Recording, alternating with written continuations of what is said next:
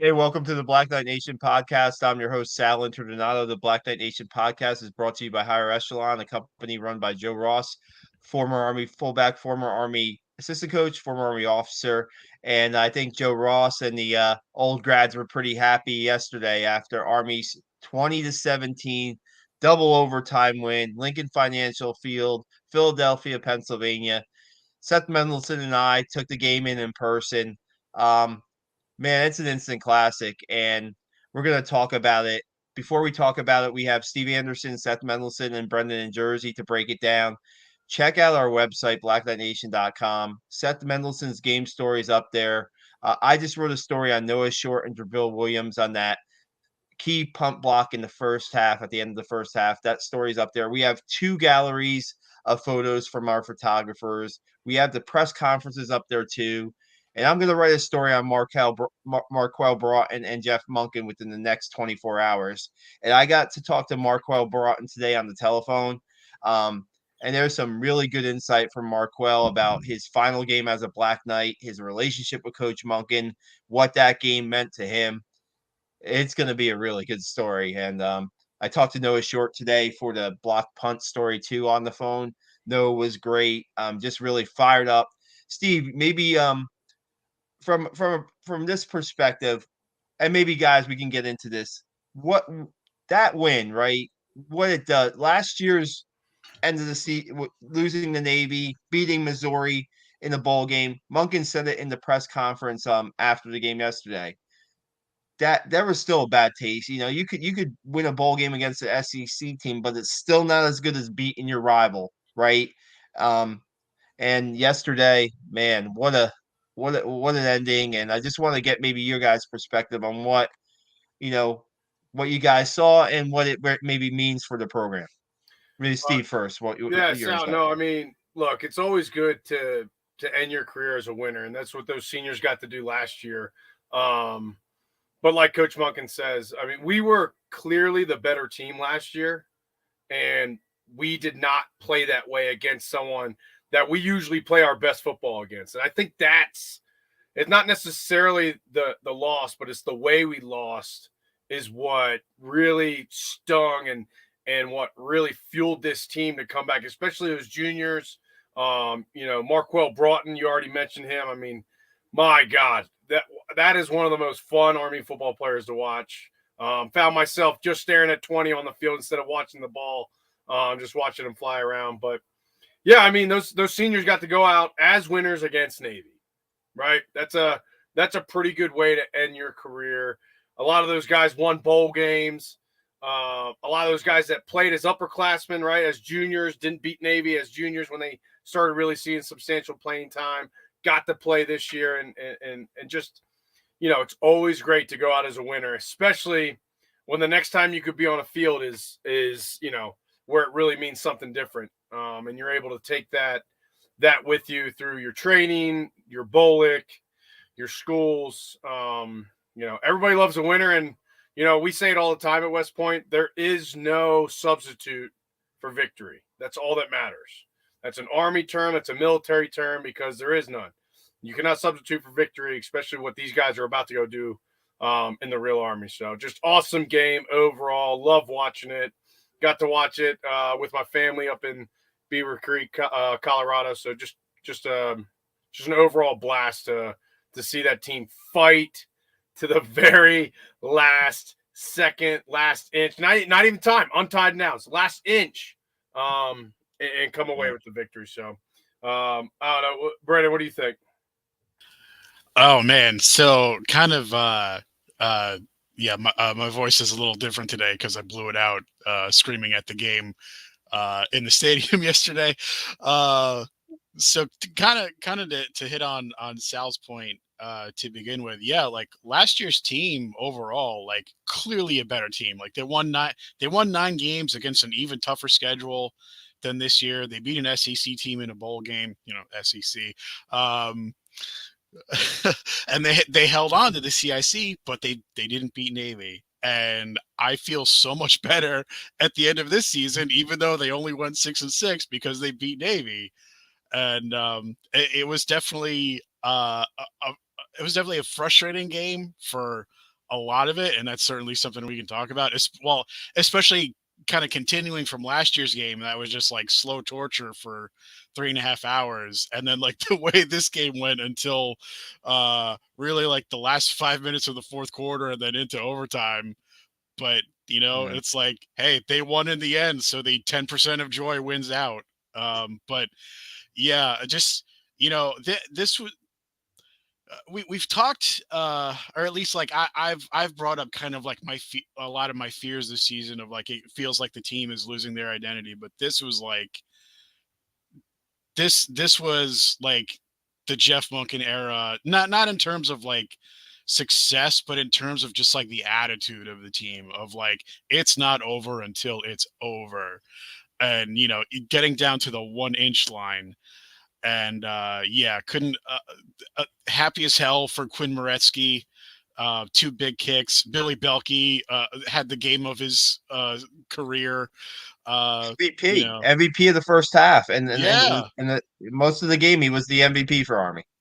And I was so again. I was at the stadium, and so I was on the south side of the stadium, so it was the end zone painted for Navy, but I was against the Army sideline. So other than Navy's field goal, all of the decisive action in the game happened on my end.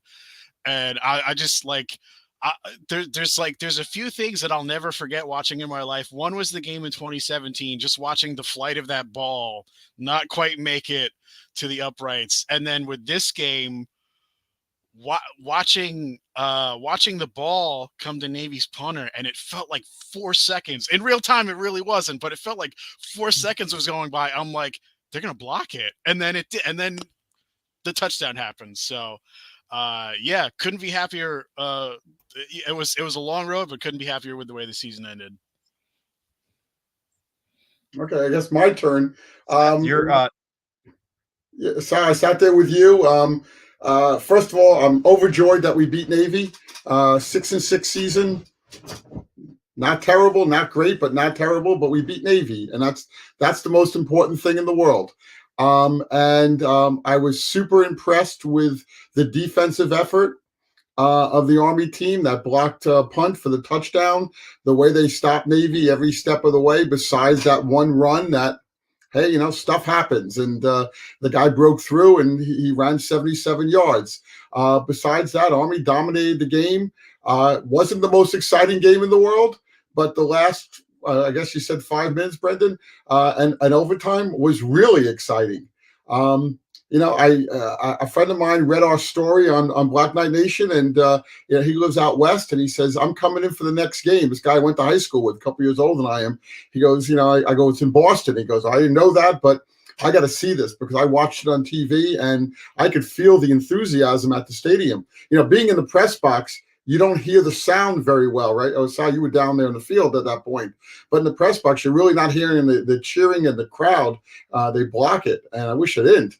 But I could see it, and it was amazing, and everybody else thought it was amazing. So, kudos to Army for winning the game. Kudos to Army and Navy putting on a show that the whole country seems to like. And really kudos to the defense and the special teams. And I'm happy for Quinn, too. We had a tough game with Troy. He brought it up, and this is his redemption. The guy hit 2 field goals. Pressure. The first one was super pressure. The second one, if he didn't make it, we'd go to the third overtime. But he did, and Army won. You guys it wouldn't be me if I didn't say one thing that I heard in the press box, and I have to agree with. And this is a negative, and Sal's going to jump on me, but I'm saying it. I think this showed that, and somebody said it to me as I went up to get my second helping of lunch. Somebody said it to me, or dinner, whatever it was midway through the game, that the offensive performance by both teams shows that recruiting, in his eyes, and I kind of agree, is definitely down, especially on the offensive side, because you saw that both teams were having trouble getting their act. I mean, obviously they didn't score. We didn't score a touchdown until overtime, offensive touchdown until overtime. And that's the one thing I am concerned about. And I believe that's probably the one thing that, we'll get into this, Navy's concerned about too, for their squad, is are we getting the best kids that we can possibly find? And as one person said to me, maybe this is just a slow time and we'll pick it up again in a couple of years and we'll get the best recruits. That could be the case. Bottom line, though, we won the game. I'm happy for Monken. I'm happy for the kids. I'm happy for the academy, and I'm happy for us, the fans. Yeah, we'll get to what your points in a second, Seth, but I just want to say that this game in the first half, with all due respect to me, was a snoozer, right? It was a real snoozing game, like plotting game. Army, I ran 4 plays in the first quarter. They're like, oh no, not this again. But this turned into a potential college football 2022 season game of the year at the end. So that's how it went. That's how the flow of the game went. And I want to just get this in real quick. If you guys could bear with me, please bear with me. I put this question out on the Black Knight Nation Twitter account, and I said, "What's one word that you would use to describe the Army football win over Navy?"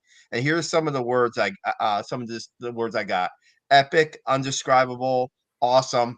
I got for shizzle. I think that's 2 words, Brendan, but maybe you can help me out for that. But lucky, grind, determination, crazy, another lucky, never gave up, historic, electric, destiny, undescribable, epic, fortunate, gutsy, redemption, electric, gritty. These are all comments. These are like 30 or 40 people commented on the one word. I just threw it out there and said, hey, I want to get engagement from the Black Knight Nation and how they're feeling about this win. And I felt like maybe this was the best way. I have exhausting, brotherhood, grit. And by the way, Brotherhood was by Quinn Moretsky's dad, Mark Moretsky. So go figure that one. Sal, my word is defining. It was defining. That's how I felt about the Army win, was defining. They defined their season. The seniors defined their legacy, what they're going to leave behind to those younger guys. I'm a defensive guy, so I loved the game. I love the entire game. Both teams were hitting the crap out of each other all game. There were huge hits on both sides, kind of what Seth alluded to, where it was just like, guys were just flying around and hitting each other. Like, it was a game where they were not going to give an inch. Like, not many ball players were falling forward, and there was a lot of gang tackles, especially on the Army side. It was fun to watch. Steve, they should take this game, videotape it, and show it to every school in the country, every college team in the country, even every pro and high school team. This is what college football is about, and we've gotten away from it, except for Army, Navy, and I'll put Air Force in there. These 3 schools, they've gotten away from it. Now it's become a business for everybody. This was pure emotion on both sides. And, I talked to a couple of Navy fans today, and they're devastated, more Good. So than anybody else. And, I'm happy. We're happy. The 4 of us are happy. That's a great shirt, by the way. I love that. Nobody did. Yeah, Nobody right. did. It's true, but they're devastated by it. But this game shows what college football is supposed to be about. And it's supposed to be about winning for your school, winning for, in our case, the academies, and I agree with you. I didn't go to school at West Point. You guys know that. But I sit there and I look at these kids, and they really are trying to win the game for their seniors, for their classmates on the sidelines. And boy, I wish college football was like this elsewhere, but it's not. And we're lucky. We're lucky because we're fans or graduates of the United States Military Academy, and I give credit to Navy and Air Force too. It's the same thing there. These Navy people want to win. We're glad they didn't. But boy, I would videotape this game and say, look at this. Look at the way these guys play, and what are they playing for? In almost every case, they're not going pro. They're playing just to win the game for their school. Yeah. It's going to be a 3-year hiatus from Lincoln Financial. Hate to see it. I think Steve, it's 5 play years. Every game there. Play every game there. Steve, Brendan, what did you say? I said it. It's 5 years. They're not back. Yeah, they're going to Boston. Then they go, I don't know the order. I know it's Boston next year, Washington, Baltimore, New York, and then back to Philadelphia. Oh, my God. They're going to play in D.C. as well? God, yeah. I'm really not happy about that one. I hope Snyder sells the team. They get new field, new everything before we play there. Man, that's a shitty field. Philly's number one. I'll take Baltimore second as Yeah, I was at I the game agree. last Even though it's year. too closer to Annapolis. Yeah. I was don't at the game care. I last don't year at care. the It's a Meadowlands. great stadium and it's easy to get to. I love I it. just, a bunch of me and my buddies were immediately talking about, is there any update to the exception of policy to get a bowl game, anything like that that's going to happen that possibly, and you know what? At the same time, we were like, you know what, guys? I mean, would they rather play in the Independence Bowl or just play an Army Navy game? I mean, that's the best. That is one, other than the New Year's Day, that's the best atmosphere to play a late football game in December. Well, even Monkey said in the press conference yesterday, they didn't deserve to go to a bowl game. Some guy from the Baltimore newspaper asked him about that, and he goes, we didn't deserve it. We didn't have a great season. They had some games they were real close. If we would have beat Troy, would have beat Air Force, would have beat UTSA, all the games, close games. We needed one more win. We didn't have it. But going back to the comment about Philly, it's the best place for the game. I was at the Meadowlands last year. It was a great atmosphere as well. But I'm worried about Boston because they're not used to this game. The other places, it's a new experience. It's a new experience. Talking to some Army people, yeah, it's going to be interesting what kind of crowd they're going to have there because they're taking everybody who lives in the New York Washington corridor, and how many of us are going to go? I mean, we're going to go, but how many other people are going to go up to Boston in a different stadium? It's going to be. We'll see. I mean, that's a pretty, I think that's like about is it 8 hours away? It's a pretty long. From New York, from West Point? No, about 3.5. No more by than car. 4. More than 4. 3.5 by car. Yeah. Well, it's Foxborough. Boston's 3.5 by car. So on the Foxborough, I've never been. But you're talking about Navy people coming up from Annapolis. That's that's a 10-hour drive, and it's going to be interesting. Hey, I was involved when Army went to the Rose Bowl in, I think it was 83 or 84. I think it was 83. I wrote a story for Gannett about the long gray line stretching to California. And by everybody I talked to, they said that was a disastrous game. There was no enthusiasm from the crowd. There was no tradition. And, they never went back. I know a lot of different cities are trying to get the Army-Navy game. Dallas is, and I think Houston trying. I know Dallas, definitely. Houston, I think, is in there. Atlanta. I think this game belongs. I agree with Brendan. This game belongs in Philly. Occasionally you get New York or Baltimore or Washington. Let's keep it in Philly. I wanted to talk about a couple other things right now, just real quick. Sorry for interrupting there. One, I wanted to talk about Bo Nicholas Paul had a tweet today, and he posted. Just wanted to read Bo Nicholas Paul's tweet because I think Seth, what you were saying about what this game means, and get back to the true definition of football. He had a life-lasting moment for the brotherhood, this academy, old grads, heroes, past, present, and future, this nation, supporters, and most importantly, the world's best Army. Nothing but love for this game and everything it represents. Black Knight Nation, we did it. Great team win. I want to just provide some insight to that. Bo Nicholas Paul after the alma mater. I was on the field right against the wall where the alma mater was being sang. Bo Nicholas Paul was leaning up against one of the cannons for about 5 minutes at least. He came into this game about 75% Bo Nicholas Paul, and he wanted to give it a go. He didn't start, but he was able to get on the field and contribute in this game. And there were people going up to him, congratulating him about it. And I think he was also taking in the scene too, taking in everything. But I waited for a couple people to after say congratulations to him. I just said, Bo, job well done, pretty much. And that's what this game's all about. Seth, I don't know if you saw it. Brendan, I don't know if you saw it, but the alma mater, right? It's played. Marquel Broughton jumps up to the into the stand speak, right? Sits in the stands, and he's getting a view of the core cadets and the players, because the core rushed the field, right, Brendan? The core rushes the field in this game. After the game, and the core's there, and Marquel Broughton's got the view, and he said that his vision he wanted to do in the last 2 years was coming true, where he wanted to bring the core and the football team closer together. And in that situation, when you have first regiment commander Um, sitting as the alma mater Jets team kind of as one.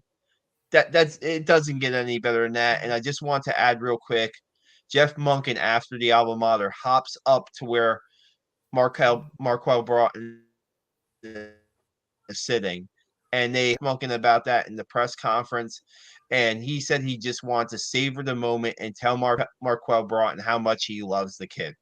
And I mean, it does. I put a post up on. I had a really angled photo of that I took from my phone. And player and coach goals for any program when it comes to that relationship between Jeff Monken and Marquel Broughton, that's what you're looking at. It was just incredible. I just wanted to give a little bit of behind the scenes or what I saw on the field from the game. I mean, just the emotion. Brendan, you didn't try to rush the field, huh? No, I was a bit high up for that. Not worth breaking a leg. I saw people like jumping down and like landing on their backs like to get on the field. I mean, it was kind of it wasn't 2016, but it was there was a frenzy, no doubt. So I was with Walt Ritker, who's a 2000 grad and a former player, and he didn't rush the field. So if he wasn't going to go, then I wasn't going to go. I went real quick before we. Oh, go ahead, Seth. I was going to say I went to Syracuse, and and we never saw the football players. They weren't in our classes. At Army, I understand, Steve, you can attest to this. I understand that at West Point, the football players do the exact same thing the other cadets do. Of course, they do more. They're playing football and they're practicing, and there becomes some sort of a camaraderie that I don't think exists at many other schools outside the academies. You guys have to do the same thing they do, plus more. At major colleges, and Syracuse, as bad as they are, they're still a major college. The football players, you see them when they want to be seen. They do their own thing. They very often live off, in separate parts of the campus. And you may see them off campus at bars and stuff, but you're not seeing them day to day. At West Point, what I'm told, I heard this yesterday again, is that you guys are doing the same thing everybody else is, and is a camaraderie that just shows on the football field, especially this game. It's a great experience. Wish everybody. Yeah, you do like 80% about the same stuff. There's when you're at practice, you can't do what the other cadets are doing, which is of course. Other stuff. But for the most part, you're taking. I remember taking 18 to 21 credit hours a semester while in season. That's like 5-6 classes. Meanwhile, I'm at the stadium, till 8 o'clock, 9 o'clock at night, additional film work, additional work, so, why you graduate with a 2.7 and maybe not a 3.7, but it happens. It's the relationship between the core and the football team is one of the most crucial aspects of Army football. And it's everybody loves a winner. Okay. Like everybody, the core is always behind you when you're winning. Some of my most favorite moments were between me and the core was after a tough loss. I'd come back to my, we travel to Texas A&M or wherever. I come back to my room, 10 hours after the game, and I'd have emails from 6 or 7 random cadets within the core cadets email me, telling me, hey, stay after it. Like, we know you guys are close to turn this thing around. And that's what Marquel's talking about. He knows as a regimental commander, right? Like that dude is busy. Okay. When you talk about how like you have a schedule, he's got a schedule and then he's got an additional schedule of like all the other things he has to do. So very little free time for him. And that's what he meant by wanting to make the core and the football team closer. And he got to see it. Great, Sal. Thanks for that insight. That's stuff that we don't get to see. And it's really awesome to know that, that's still a main priority of our football leaders is to make sure the core and the football team are one. I've been an Army, right? I've been an Army fan for many, many years, and the reason I'm an Army fan is because of what you just said and what I witnessed yesterday on that football field and in that stadium.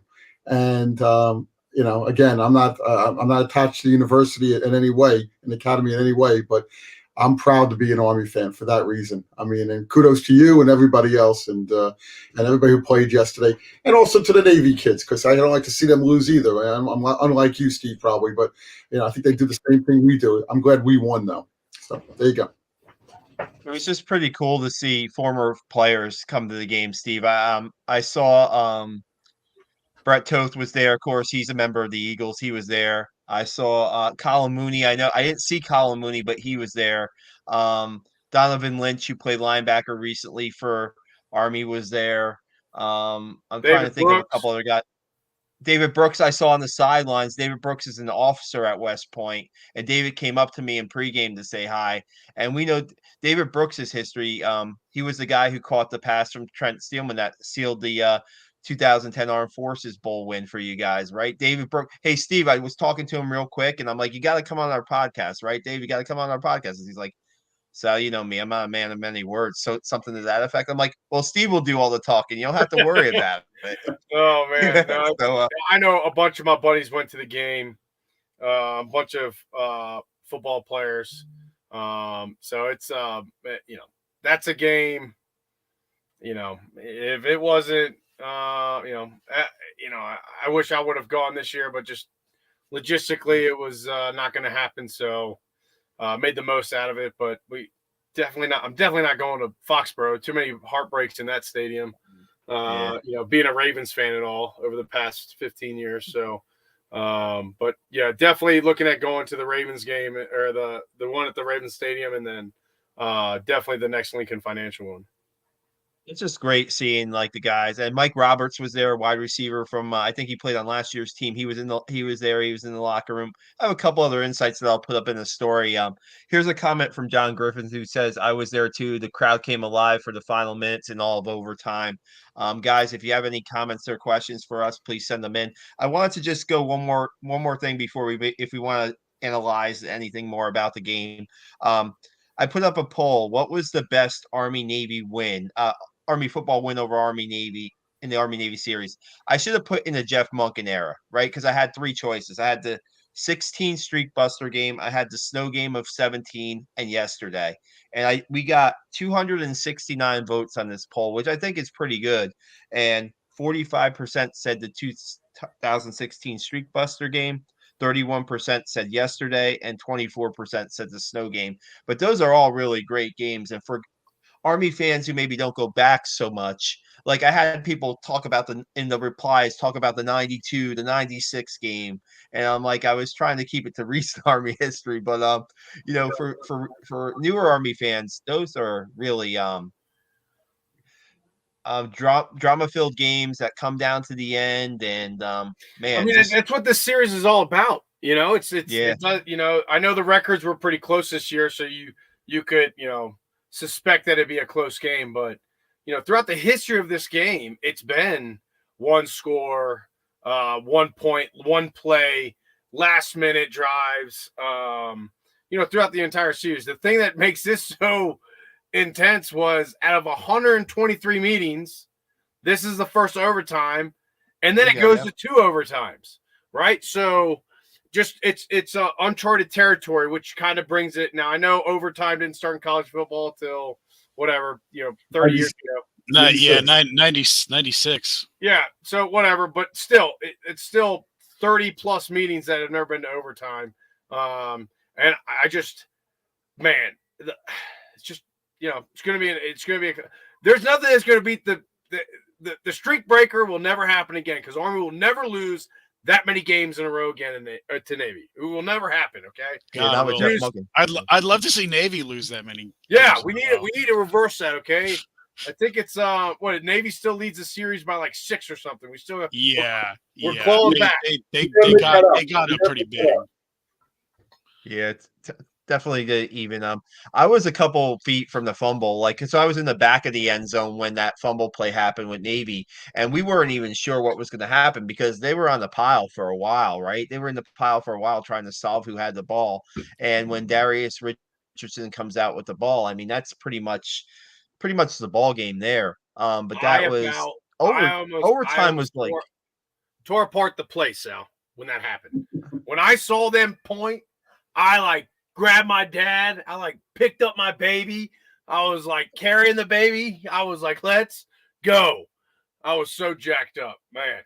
That was so intense. unbelievable. Yeah, Calvin Crumby, I guess, popped the ball out, and then Austin Hill was involved in the play too. But I mean, that play involved the whole defense needs to do their 111th, right, Steve? They needed to do that 111th, and even above and beyond your 111th on that play, right? The Well, you extra gotta, effort on that right? play. Those guys have got to believe for that to even occur. You have to believe you're not only going to stop them, but you're going to win this game. Someone's going to do their part to win the game, and you have to all 11 have to believe that. And I know that's the only way that happens. It's not some just some fluke thing, right? That's people. First guy sticks him, second guy comes in, knocks the ball. I mean, that is textbook on what you do down the goal line, especially when it means the game. I mean, that guy scores there. It's a lot darker cloud than what it was when we got the fumble. Yeah, Ken Niumatalolo said at his press conference last night that they had the advantage there. They were an inch away from scoring, and then the Army's got to match their touchdown. Otherwise, Navy wins. And to think that it's an inch or a half inch or how far he was very. I saw it.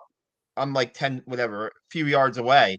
He was very close to getting in, and to know that he didn't get in, and hear today's news about Coach Niumatalolo being fired or let go or not renewed or not being taken back after 15 seasons and the winningest coach at Navy. That's how important these games are. I mean, that's how important. He's an inch away. If they win yesterday, is he still a Navy coach? Who knows? We don't know the inside and what's going on the inside there, but I mean, I think so. Yeah, I think so too. I think he's still there. It's hard to let somebody go if you win a game. The game. That's how you survive going 4-8 last year. Yeah.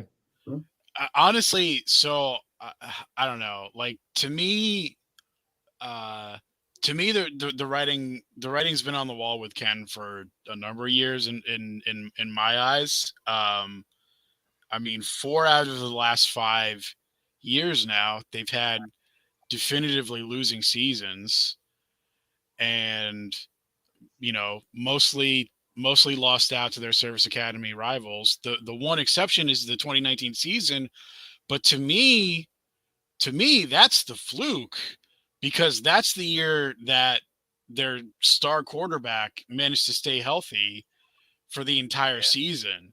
And to me, that's kind of the flaw that Navy's had in their program, is they essentially look for, I mean, this is oversimplifying, but they essentially try to go for a star-based approach rather than a more holistic team-based approach, which I think is the key to Army success. Army's way more next man up than Navy is, in my opinion. Yeah, we just had a question on any idea why Jacoby Buchanan didn't play yesterday. I was on the field for pregame. He was going through warmups with the fullbacks in the fullback group.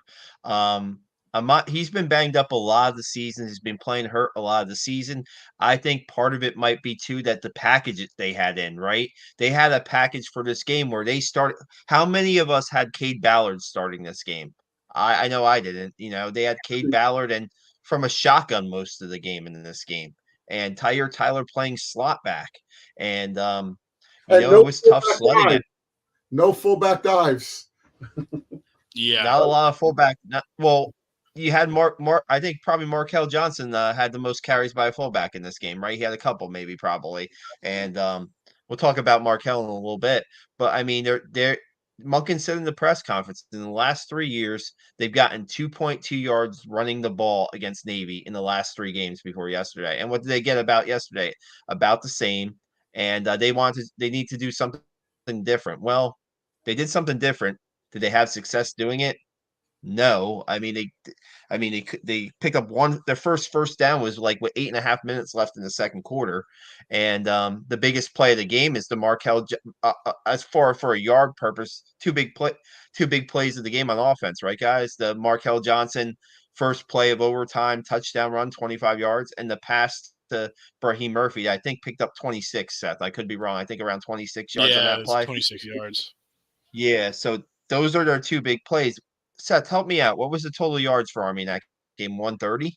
150, I think. I think it was something. Okay, maybe no, it was 135, maybe somewhere in there, but not a lot. And remember, 25. So 50. I think 31 came in overtime. 31 yards came in overtime. So they did 150. That means they did 125, 130, or 120 in regulation, which is nothing. They had the first quarter they got nothing. They had 6 yards. I just remember it was 75 total yards after 3 quarters, and no points from the offense. Yeah, we probably should have asked Monken in the press conference about Buchanan. There's so many things that went on in this game. If you were gonna to ask it's tough to ask every question, every personnel question that you can, especially in a game like that. But it's something that I'll try to follow up on. If I get anything, I'll definitely put out there for like in a quick thoughts blog. I'm going to do a quick thoughts blog probably tomorrow or Tuesday, and I'll put that in if I find out anything. I'll let you guys know. Anything else? One final thing on the game. Again, talking about the defense. For 5 games now, these guys have stepped up beyond any of our expectations, way beyond.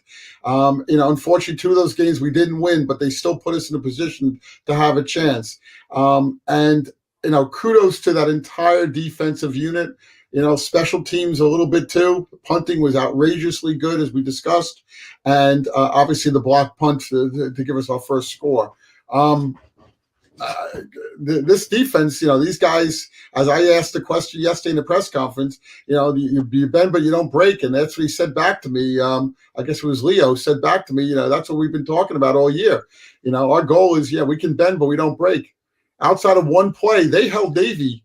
70. Navy only had 150 yards too, I think, right? Something like that, 170 yards. They said something over 200 yards the Navy had. But you got to remember, Navy was moving the ball, but they were getting like in no man's land a couple times early in the game, right? They were on like the 38-yard line of Army, and they had like a 4th and like 2 or 3, and like after that now, did the Navy quarterback get hurt? Somebody said something about him getting hurt around halftime, right before halftime. Yeah, he had a bum leg going into the game, and then when Markel Broughton tripped him going into halftime, which it was clearly a trip. Marquel stuck his leg out, tripped him, dead legged his quad, his same leg that he had hurt. We didn't get a flag, so it kept him out of field goal range.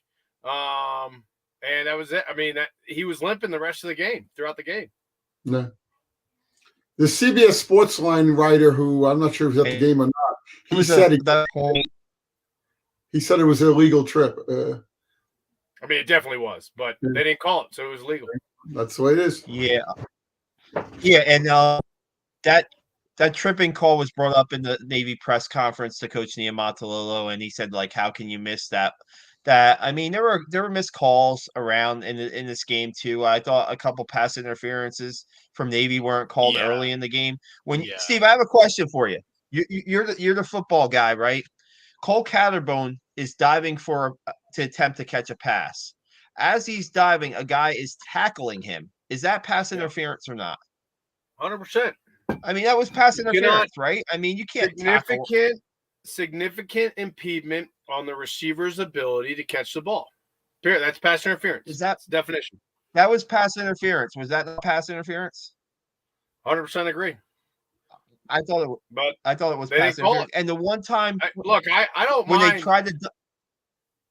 I don't mind the referees holding their breath for an extra minute or an extra second and not throwing the flag and not blowing the whistle, and letting these guys play a little more on the edge, maybe a little more in the gray, a little more physical. You just got to call it that way the whole game. I thought there was some blatant calls. I think there were some blatant calls missed, but they were missed on both sides. If Navy's going to complain about that call, which is obvious, there are a couple obvious calls that Army didn't get. I mean, on that long touchdown run, here's another one, Steve, on that Navy long touchdown run, right? Cam O'Gara is about 5 yards from the fullback as he's hitting it into open field. The Navy offensive guard tackled Cam O'Gara. 100%. As he's I said that when it happened. I was like, our whole defensive line was literally just tackled in order for that guy to break through the line. Like, it was literally everybody was holding and then pulling them down. But dude, so Navy fans could want. Yeah. That's why only the big men play in the trenches, baby. I didn't play. I was 5-7 yards back. I didn't get up in that mess. I try to avoid all that. I think Coach Munkin told us after the press conference that there was kind of maybe not the right route by certain players taken to try to stop that play too. It was they missed assignments on that play by Army too, didn't help on that long run. Here's I think it was I think it was a good offensive play design to they knew what our keys were, right, where our eyes were.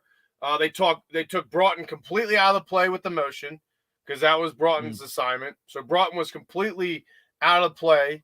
And the way everything just fit up there, the guy, I mean, in some of those alignments and assignments and how you're set up, sometimes it is like as soon as that guy gets 5 yards behind the line of scrimmage, it's gone just because of where all the motions take everybody. So, yeah, obviously, a cannon, so to speak. Very, very, very, very angry at that point. Let's get to this one. Steve, I agree with you. So many negative comments from the general public about how horrible the offense for both teams were. Nobody was saying how damn good the defense played yesterday. And that's from Brian Keogh. Appreciate your comment, Brian. If you're a defensive guy, you love this game. If you're an offensive guy like me, you weren't really a big fan for a few.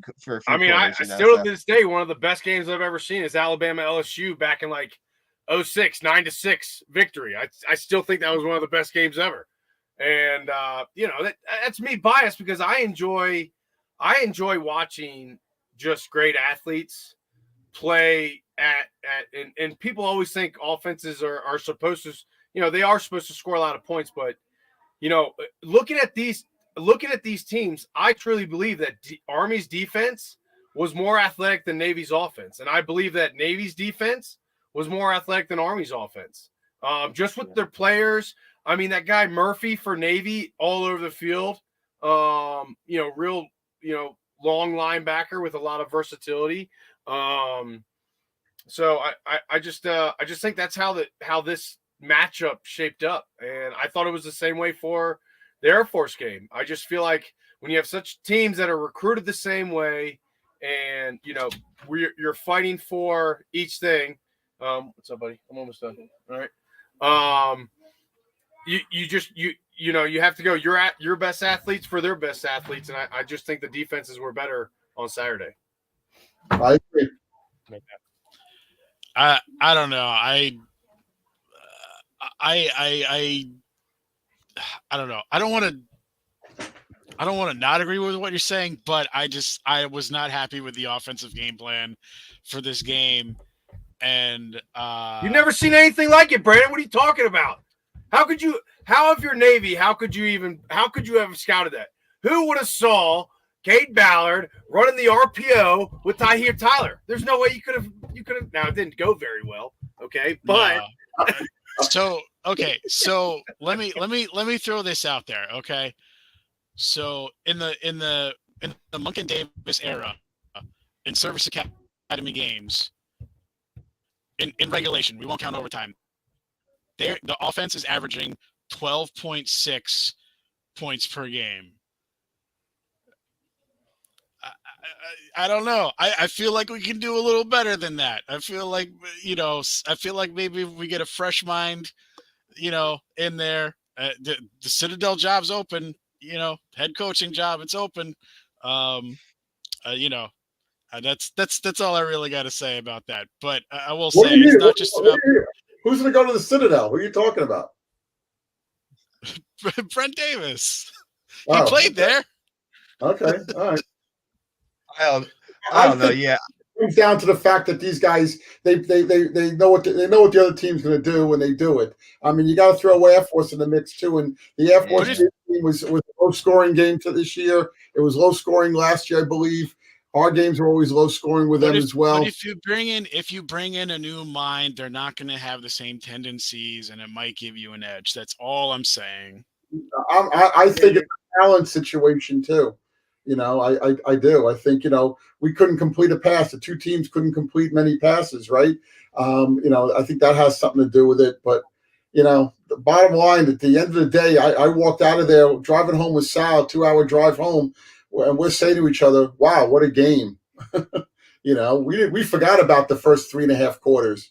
All we cared about was the last 5 minutes and then overtime, and then what went on after that game ended, both on the field and even in the press conference. They were applauding these guys, not us. We didn't. Yeah, but no, it wasn't the media really. No, Jeff Monken's family is in the press conference, so yeah, it wasn't the media. I have a story with that too. I'll get into, but first let's before get off in a little bit. Leo Lowen was named the game's MVP. He had 16 tackles on the day. He made that gave him an even 100 for the year. So congratulations to Leo on that the MVP award. And he was asked about it, and he's like, "We won the game." I mean, the individual awards here, I guess they're nice, but he was just happy that the team won the game, and he could send out the seniors. You know who really impressed me on the in the press conference was Markel Johnson. He's a sophomore. He was a slot back that was moved to fullback in the spring, and he had some really great answers about the brotherhood and what it meant to send the seniors off with a win and how important that was. And man, I want to talk about one play too about these the back-to-back plays when Army's in field goal range early in the second half, and you have these crazy snaps where Ballard's not ready for the ball. And one, you get lucky, there's a false start, so it doesn't count. The second one, Steve, Brendan, and Seth, that ball, Navy could have been on that, but that ball went 25 yards backwards, and it was up for grabs. It was up for grabs, and who got it? Somehow, I haven't watched the replay of that play yet. Somehow Markel Johnson got the ball. He scooped it up. I watched the replay. He scooped it up. He got lucky. We got lucky, not him. We got lucky. And regardless, like say Navy even recovers at midfield, that gives them a pretty good chance if they can move the chains a couple times to maybe at least kick a field goal and get some points off that. Yeah, Army somehow gets the. There was one guy that saved it. I don't know who it was, but 54 for Navy was about to pick it up, and some guy like just launched himself and pushed him over top of the ball, and that's when Johnson scooped it up and saved the day. I don't know. I haven't looked at the replay, but whoever that's the guy who saved, possible points for Navy at the end of the half there, because that was, oh man, I was like, as I was watching it live, it was like slow motion, and he just like the guy, 54 for Navy, I forget his name, was like literally mid scoop and just got shoved over top of the ball, and I was like, oh. We live bigger guy, or like quicker guy? You think? They're middle linebacker, 54. They're big middle. Yeah, linebacker. But for Army, was it a bigger guy or? I don't know. It happened so fast. I just know he shoved that linebacker out of the way. That play was like a. Yeah. That was chaos. That play, absolute chaos. And my thing is, why are you going back to that play? They were not on the same page, Center and Cade. Obviously, Connor Bishop. It's like, man, just why was Kate? Here I go. Why wasn't Tyre in the game for those plays to under center just to run the ball, try to get a couple more yards, and kick a field goal? If it was second and 10 or third and 10, they were passing the ball in this game, or at least lining up to pass the ball, and they completed one pass in this game. Like, I Yeah. don't know. It was like No, literally at a certain point, I'm like, guys, like just run your base offense. Like it can't be any worse than what's already been happening.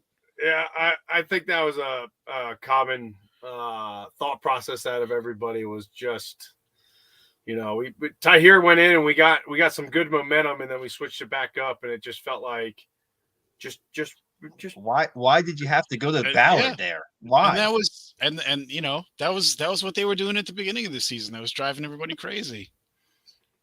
Well, we won, I so don't we know. should be happy with that. That's right. Yeah, that's my rant. That's my offensive rant of the podcast. I think that's Just what I because got you here. won doesn't mean you can't learn, though. No, I mean, I think, and I know, like I said, I feel really good about the way we ended the season and what it shows. It gives the underclassmen an actual visual representation of what it takes, how long it can take, and when it can happen if you believe. To go in the off season, and nobody's happy with 6-6, especially 6-6 against two FCS teams. So no, I think everybody's glad that we played really well that last game, and we need to continue that momentum forward if if we want to continue to make this program where we want to be, and that's top 25 team in the nation. And into a very brutal schedule next year. Don't forget that. Oh yeah, very. Yeah, Syracuse 6-6 next year would be like it's not the same thing as 6-6 this year. I agree with that. That's it's going to be really tough. So, yeah, just real quick, I wanted to the defense, right? We talked about the defense. Just want to highlight a few guys. Marquel Broughton had 10 tackles. Chris Frey played incredible up front. 10 tackles for Chris Frey. He was all over the place. What a game by Chris Frey. The defensive line in general pretty much did well. I know for a fact that he hurt that center that play. That center's pride was more hurt than he actually was physically hurt from Frey. The center thought he had him blindsided, and Frey just literally jacked him up, got him out of the way, made the play, just straight man move. And then you just see this, like the center's hurt on the ground. I'm like, yeah, I mean, I'd be hurt if I was him too right now, like in here, because that was a man-child play. Dude, he's like 6'5", 285. Chris Frey. He's not a small guy by any means. Steve, I'm surprised they haven't played him at nose tackle this year because I thought that would be.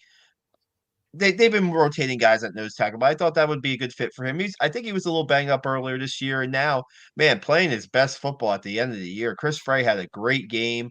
Jimmy Charlo was pretty consistent. Navy tried to get the edge a lot, right? They tried to get the edge on those.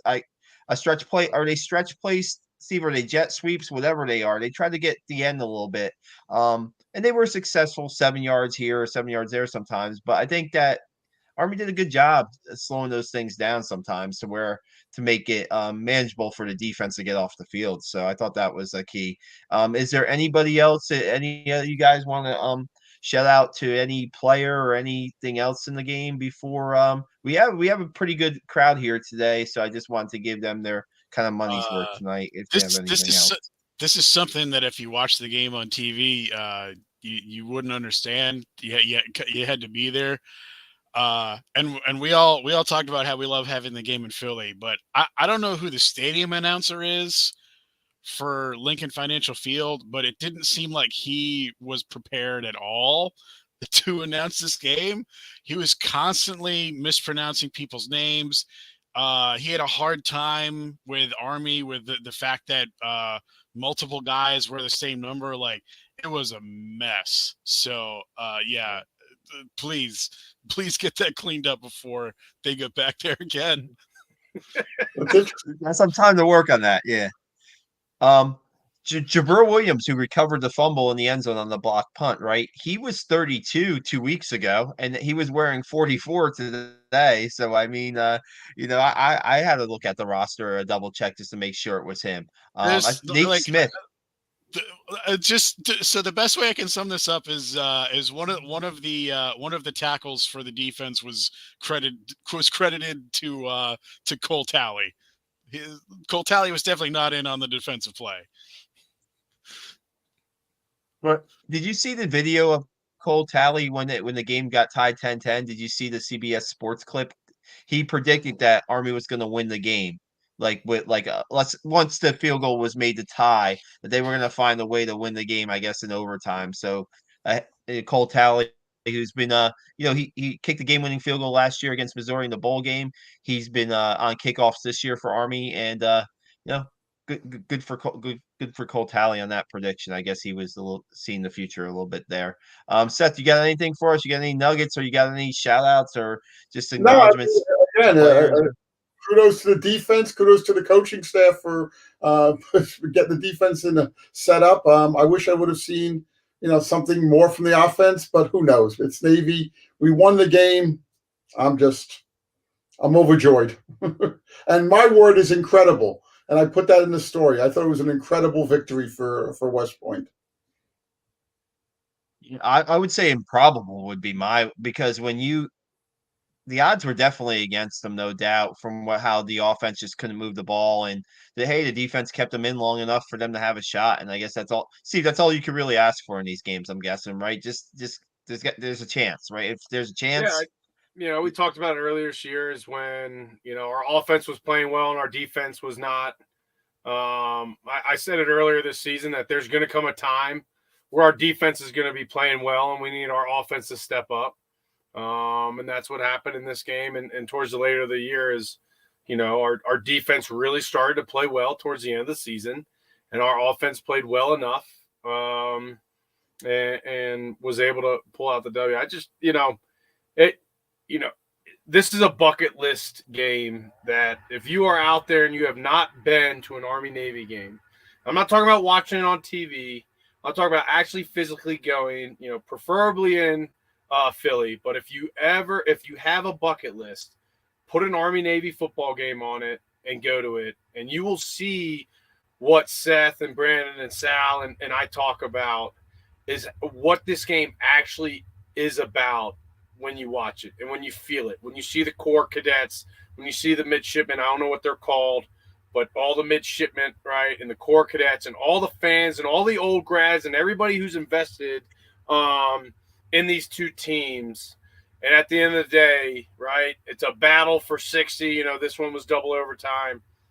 And then these guys continue their careers and then go serve in the United States military. And this is the last taste of football for them. So it's just an incredible experience. I was fortunate enough to play in the game, and I've been able to be at games and experience it as a fan. And I just cannot speak highly enough about the players that play the game, the coaches that coach the game, the fans that attend the game, and everything that goes into everybody who cares about, this game. It's truly a bucket list item, and go to it because it's an incredible experience. I totally agree with you. Totally agree, 100%. The 123rd edition of this game is certainly one for the record books with the first overtime game and the way it went, and also the history of these programs too. When Pete Dawkins is on the field, we have a photo of Pete Dawkins on the field before the game, talking to Bryson Daly, who's going to be the next quarterback for Army. It looks like the next quarterback for Army, and giving him any kind of advice. And who knows what they were talking about, But I mean, just to have a guy like that, a resource like that. If you didn't catch the Pete Dawkins story for CBS Sports in the preview for the Army-Navy game, where he goes back to campus after 60 years or so, whatever it is, and him and Mark Quell Broughton are talking and interacting. It doesn't get any better. A former first captain, right? Pete Dawkins was the first captain of the Corps Cadets, I believe, if I'm correct, or he was a really high position. And Mark Quell, who has a leadership position in the Corps Cadets too. I mean, those two guys, the leadership that those two guys have had or now will have, it's incredible. One more shout out for me, and then we'll get out of here. I wanted to just acknowledge Quindrelin Hammonds in this game. Quindrelin Hammonds was playing with a cast on his left arm in this game, and was very good in run support in this game. He had a couple big hits in this game, and he was playing, like a Bo Nicholas Paul. These guys were playing like a little banged up, but you don't miss an Army Navy game, right? You don't miss an Army Navy game if you can, right, Steve? If you can physically get out there, you don't miss it. And man, for fans, they certainly got, for fans of both programs and just for fans of college football, this was a win. This was a win for college football on Saturday. Really appreciate everybody watching tonight. And if you guys, again, I'll plug our Black Knight Nation website with Seth's game story, my follow up with Noah Short and Jabril Williams on that block punt. I have another thing on Marco Broughton very soon on the website. Our photos, our videos. I won't even say that I made Seth. I made the video board of Lincoln Financial Field with one of my tweets on Saturday. Yes, you did. And Mark Wahlberg walked right a couple feet away from me, and I stood my ground. I just I sent our photographer to try to take a picture of him, and that's it. I mean, I didn't go too crazy with that, looking for a selfie or anything like that. So I'm proud of myself. Man. I'm proud of myself there, but Sal, if I may say, maybe this is our final note here. So somebody recently, who also is prominent in talking about Army football, called me a pessimist, which I found very disheartening because, in general, I consider myself a pretty optimistic guy. And here's why I'm not a pessimist when it comes to Army football. It's because I don't believe the program has peaked, because I see comments out there that say, oh, 2018 was as good as it'll ever get. And maybe they won't win 11 plus games again, but there's there's still so much else out there that's waiting to be achieved. They still haven't beaten a top 25 program since 1972. They could still do so much more damage against Power 5 teams. So I believe in my soul that there's another level that this program can reach. I think Monken believes it too, and that's ultimately kind of where I get my faith from in terms of the program. But I think sometimes you need to change the blood. You need to shift gears in order to achieve another level of performance. And so I think we're going to see some turnover this offseason, not just from Navy, but Army as well. And next season will be very interesting. I already booked my train to New Orleans because I'm going to go to the LSU game. So super happy that we ended this year with a win over Navy, and it gets me excited for next year. Well, I'll tell you this. I'm going to LSU, and I plan on going out to the Air Force game too. So I have 2 trips I want to make. And of course, I hope to be at the Navy game. So I'll be at the 6th Army home games, and God willing, and LSU and Air Force, and then of course Navy up in Foxborough. So I'm excited about next year too, and I hope that Monken keeps it going. Tough, not a great year, but not a terrible year. 6-6. Wish it was better. Let's start all over again. Here we go. And I agree with you. We need a little bit of new blood too. Is it hey Brendan, did you book your LSU train after the Army Navy game on Saturday? Is there any truth to that rumor, or did you have it booked before that? No, I booked it weeks ago, November. How long does it take to get by train to LSU, to Louisiana? About a day and a half. Wow. That's a dedicated Army. But at least I'm not driving. Yeah. And as I say, I love flying, but I hate air travel. So I'll be flying down there. I'm not taking a train.